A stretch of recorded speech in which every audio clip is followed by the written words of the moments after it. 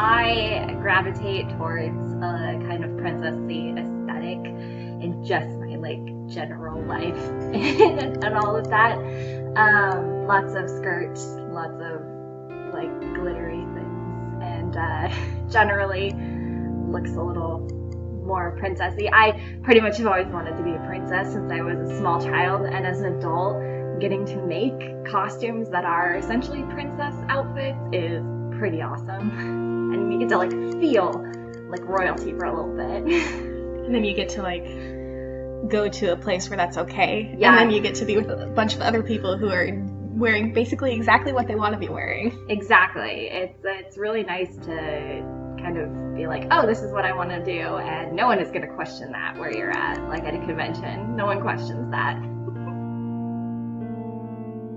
I started doing cosplay when I was about 17, before I had even started questioning like my gender or my sexuality at all, and even then I was using it as an outlet.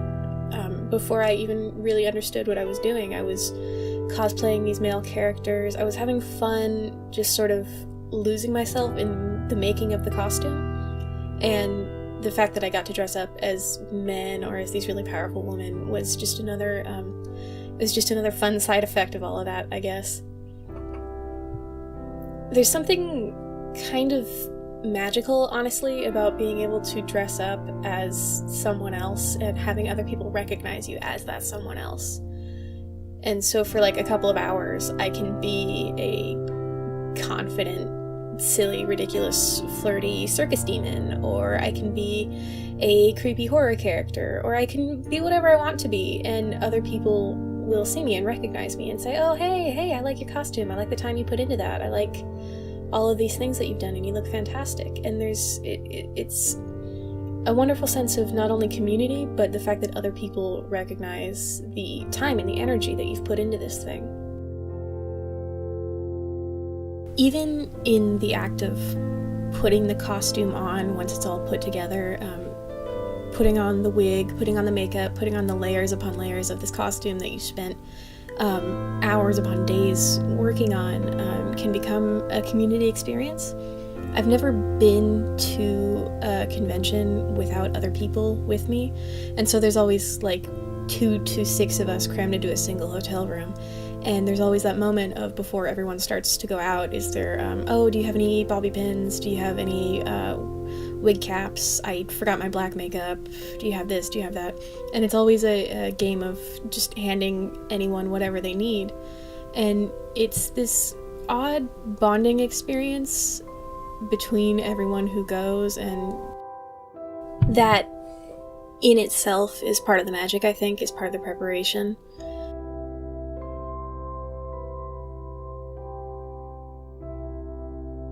I have learned so many new skills through cosplay, through costume making, and a lot of it was taught by other people. I've learned to embroider, I have learned to sew, just in general. I've learned a lot of makeup stuff that I wouldn't have learned otherwise, like contouring, highlighting, etc.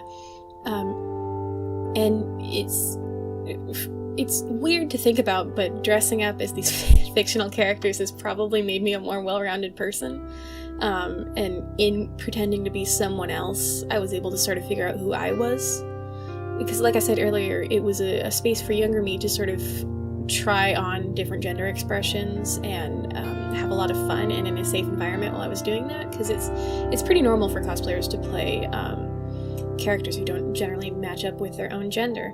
And then while I was doing that, I was also making these fantastic friends and learning all these new fantastic things, and it started as just me wanting to essentially have Halloween all year round, and it turned into this thing where I found a community of like-minded people, and I felt really safe.